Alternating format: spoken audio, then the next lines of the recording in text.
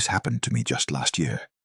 I live alone, or I used to, in a small one-story house near the edge of town. It was perfect for me. Quiet, peaceful, away from the noise and traffic. I work from home, so most days were the same routine. Wake up, coffee, work, dinner, then maybe a movie before bed. I liked it that way. Predictable, safe. Or at least that's what I thought. It was a Friday night when it happened. I remember because I'd finally finished a big project and wanted to relax. I made some popcorn, dimmed the lights, and put on a movie. Halfway through, I noticed something strange. The TV screen flickered, just for a split second. And in that flicker, I thought I saw someone standing behind me. I froze. You know that feeling when your brain tries to convince you it's nothing, a shadow, a trick of the light. That's what I told myself. I even laughed nervously and turned around. No one was there. Just the couch, the hallway, and the soft hum of my fridge in the kitchen. But my chest still felt tight. I tried to focus back on the movie, but a few minutes later, it flickered again. This time, I paused it. The screen went black, and in the reflection, I saw it. A tall, dark silhouette, standing perfectly still in the kitchen doorway. My stomach dropped. I turned around so fast I nearly tripped. But again, nothing. Just empty space. I turned on every light in the house, checked every lock. The back door was secure, the windows too. No sign of a break-in. I told myself maybe I'd been working too much. Maybe I was overtired. I even said out loud, "There's nobody here." I wish I hadn't said that. About 10 minutes later, right as I started to relax, the lights went out. All of them. The house was swallowed in darkness. I grabbed my phone, turned on the flashlight, and scanned the room. The beam of light cut through the living room, across the carpet, toward the kitchen. And that's when I saw it.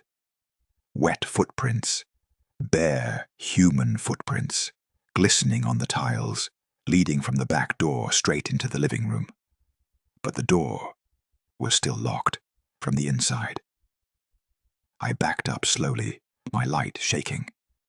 I remember whispering to myself, "Please tell me I'm dreaming."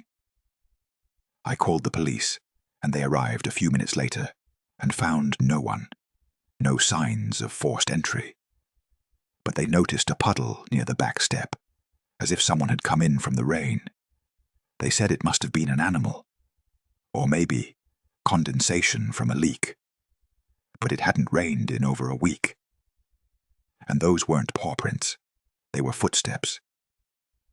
Days after, I couldn't stop thinking about it.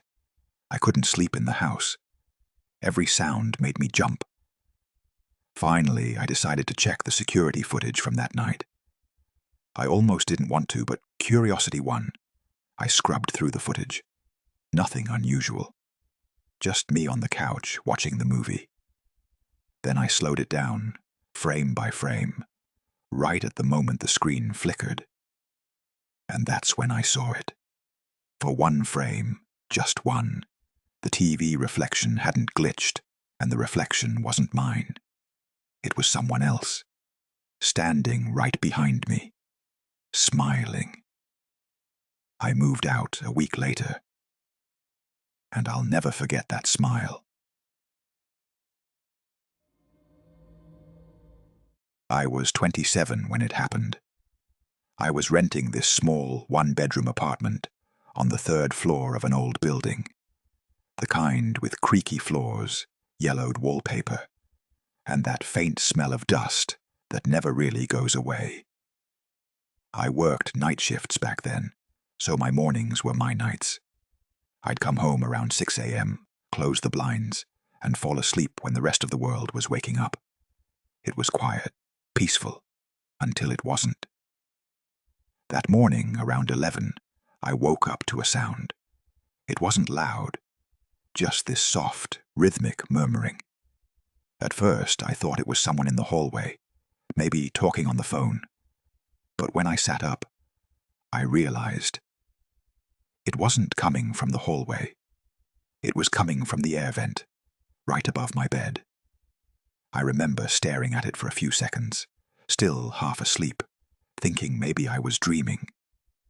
The sound was faint, like a voice traveling through a long tunnel, muffled, distant. I laughed a little, telling myself it was probably the neighbor downstairs, or maybe someone watching TV. But then the voice moved. It shifted, not just in tone, but in direction. Like whoever it was had leaned closer to the vent, and this time I could hear it clearly. It wasn't talking to anyone. It was whispering. I froze. Every hair on my body stood up. I couldn't breathe. I just listened. Heart pounding so hard, it drowned out the sound for a moment. Then, through that metallic hiss of air, I heard it say something. My name. Whispered. Slowly. Intimately.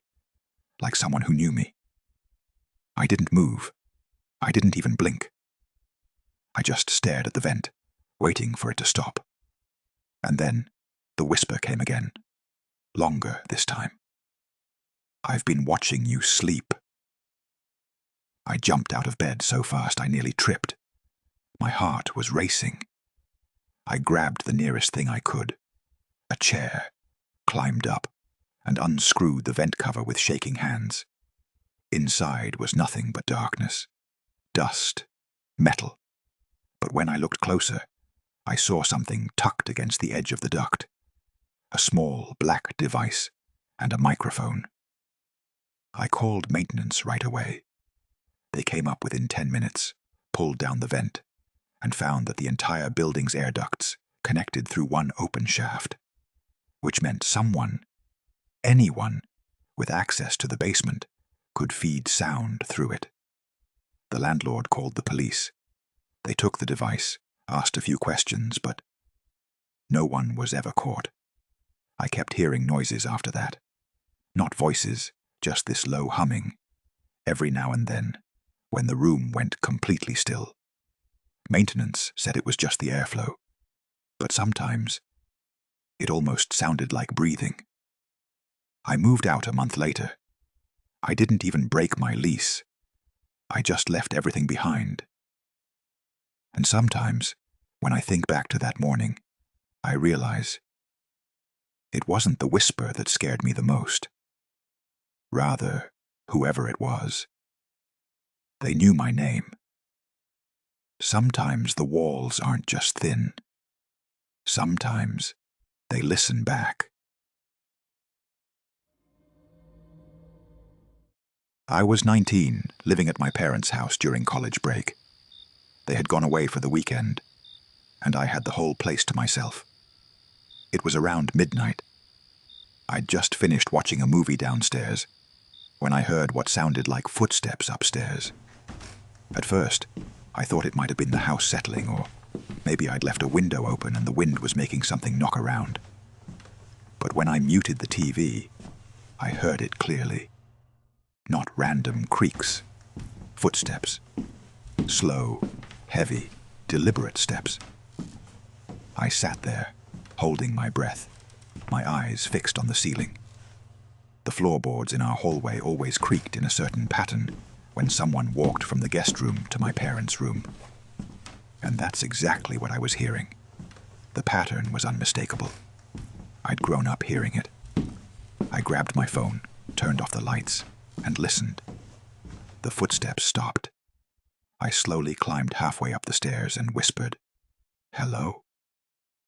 No answer. The house felt too quiet. That kind of silence where even your breathing feels too loud. I took a few steps up the stairs, just enough to see the hallway. Empty. Then, a faint thud, like something falling over. That was enough for me. I didn't wait to find out what it was. I went outside, got into my car. My hands were shaking so badly, I dropped my phone several times while trying to dial. And finally I called my cousin, who lived nearby. He came over in minutes. Together, we went back inside. Nothing looked disturbed. No signs of forced entry. The doors were locked. The lights are off. Nothing missing. Nothing broken. But when we went into my parents' room, the window was wide open. The curtains were moving slightly, like someone had just slipped through. And on the windowsill, muddy footprints facing inward. The police came and said it was likely someone trying to hide when I came home. Maybe a local thief startled off. But that explanation never sat right with me. I know what I heard. Those footsteps weren't running, weren't panicked or rushed. They were walking, calm and steady, like someone who already knew the layout of the house.